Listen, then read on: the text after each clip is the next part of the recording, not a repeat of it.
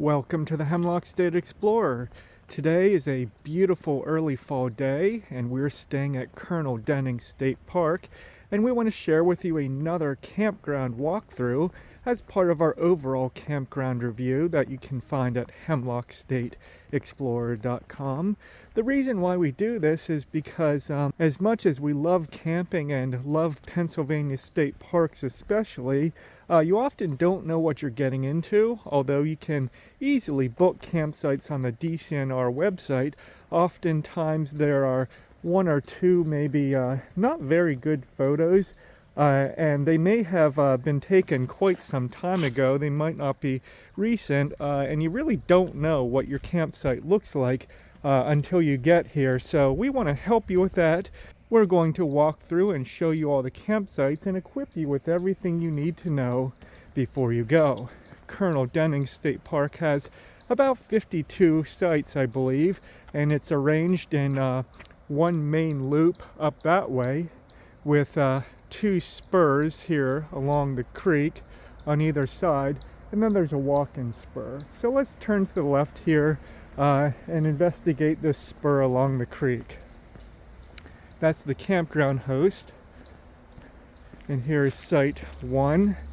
Really nice site along the creek, smallish and gravelly. I don't know how good that would be for a tent. That would be awesome for a camper. Site number two, the water pump.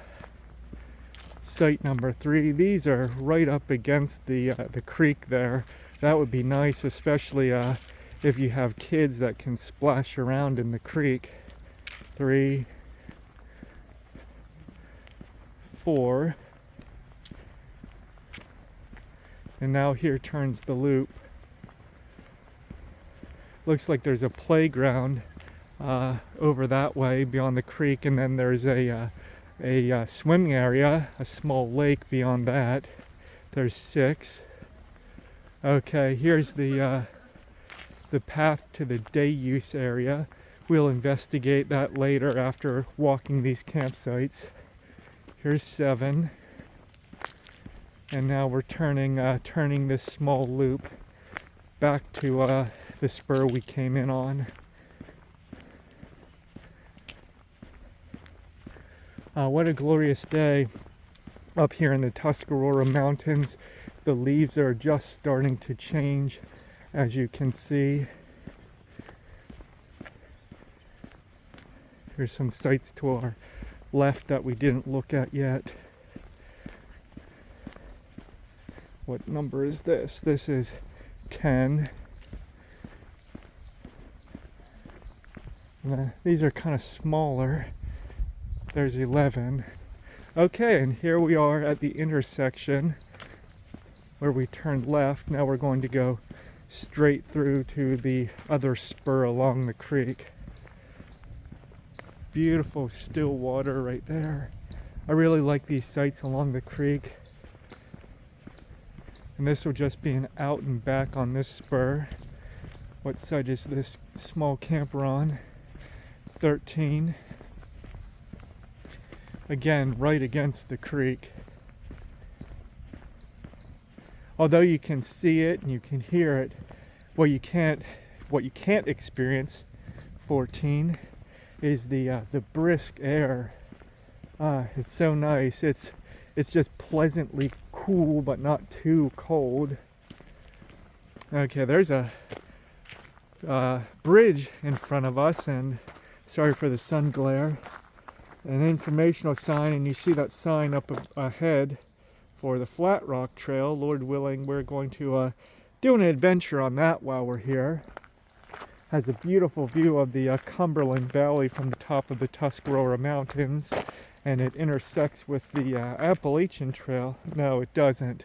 I'm getting my trails mixed up. The Tuscarora Trail, that is. Although the Appalachian Trail is not too far from here. It runs a little bit to the east. 16.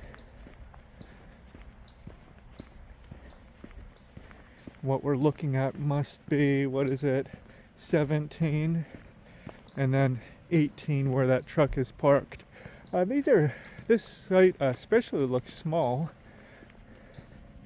Nice though along the creek. Looks like they have ice for sale and wood for sale.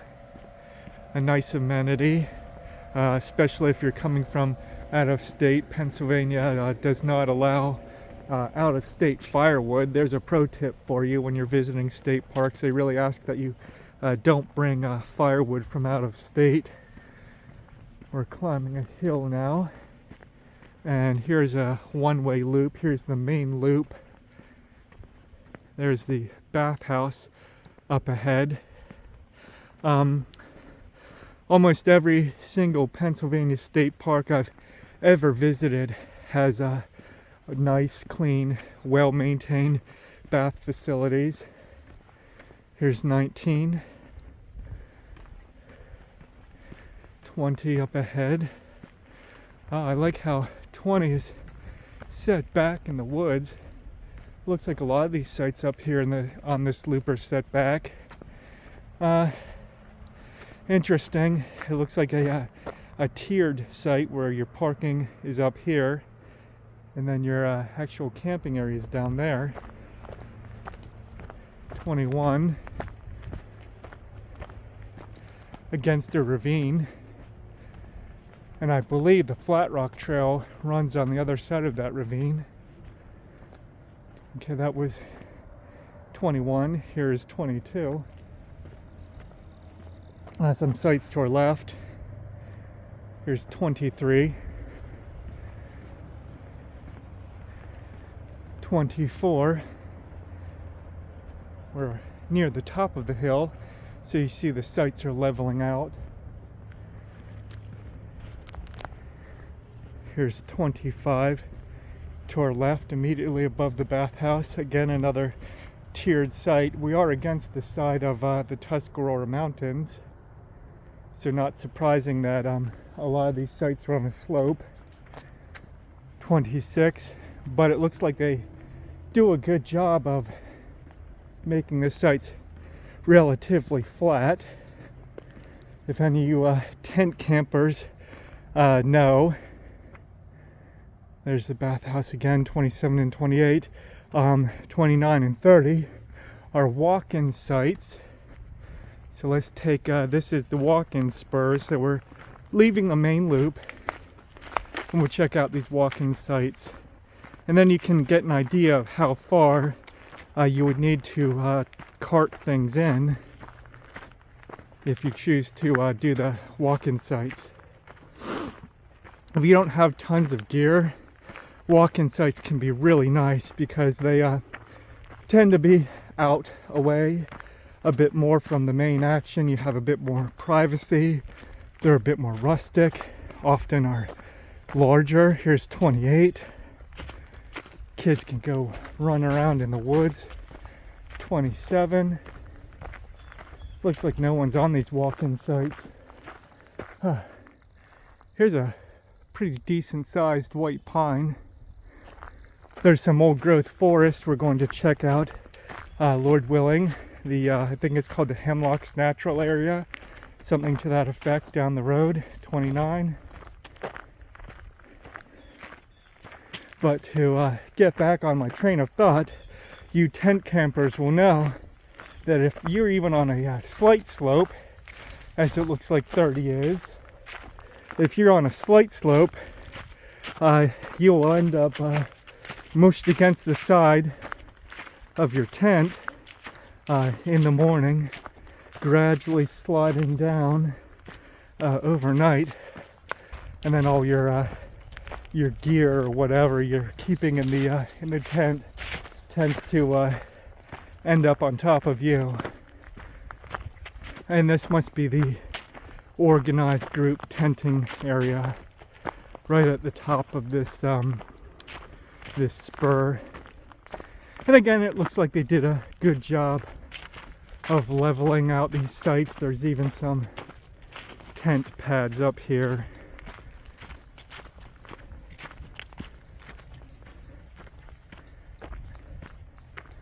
Nice. And I can see the Tuscarora Mountains through the tree beyond to the south. All right, let's head back down to the main spur. We have returned from our excursion up the walk-in site spur in the organized group tent camping at the end, and you see we're facing the bathhouse, and we'll just pick up our walk through the main loop. Here's site 33. I like how these sites are really up against the woods on top of the loop. Site 34, it looks like another site where you park right here, and you have a pad down there. Okay, 35. And then here's 36, another tiered site where you park up here and then have your tent down there. 37, wow, that's nice. I like 37. You have a parking area here. It's gravelly. Wouldn't want to set up a tent on it, but it would be perfect for a camper. Just mind the hemlock branches hanging low. Looks like a lot of branches have been broken off, probably because they're growing into where the camper would park. But then you could even set a tent up on that second terrace, and likewise with this site here. 39 and 40, very nice sites. And then 40, looks like 40 has a bit of a slope to it. Wouldn't want a tent on 40. All right, now we're going downhill, turning the curve. There's the woods, so we're at the edge of the campground. 42 ahead of us with a pawpaw stand behind it. We have to do an episode on pawpaw fruit. 41 here, back to 43 and 45. I used to own a home that had a wonderful pawpaw tree that produced a bumper crop every year.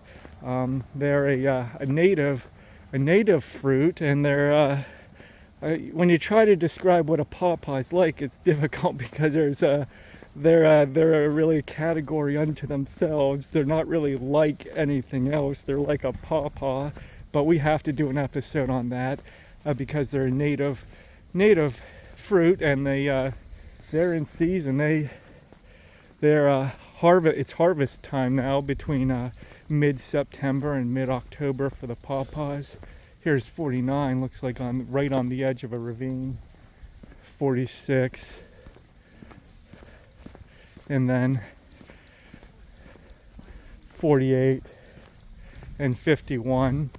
I've actually stayed on the sites we just passed, stayed with the in-laws. We had 46 and they had 48 right next to each other. Man, that was a fun time.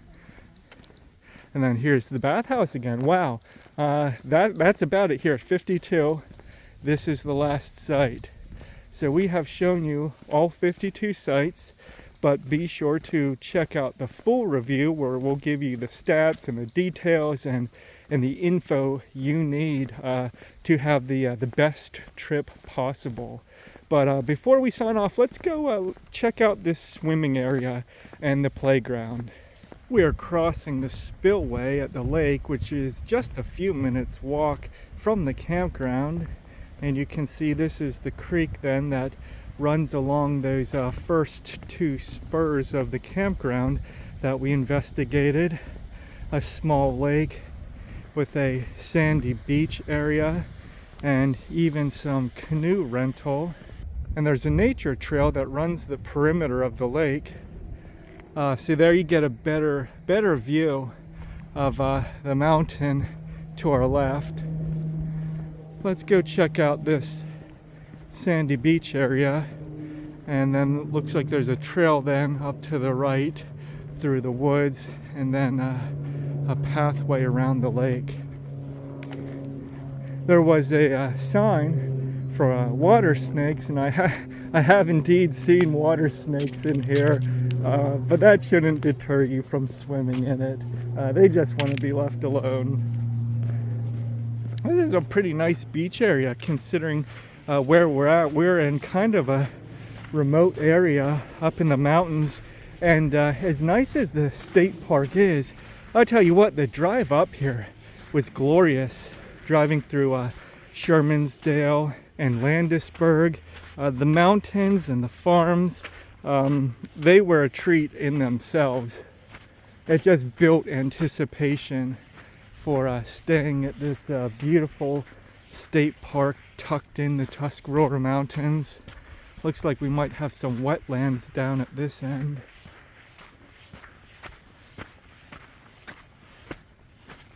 The swimming is likely permitted out to those signs.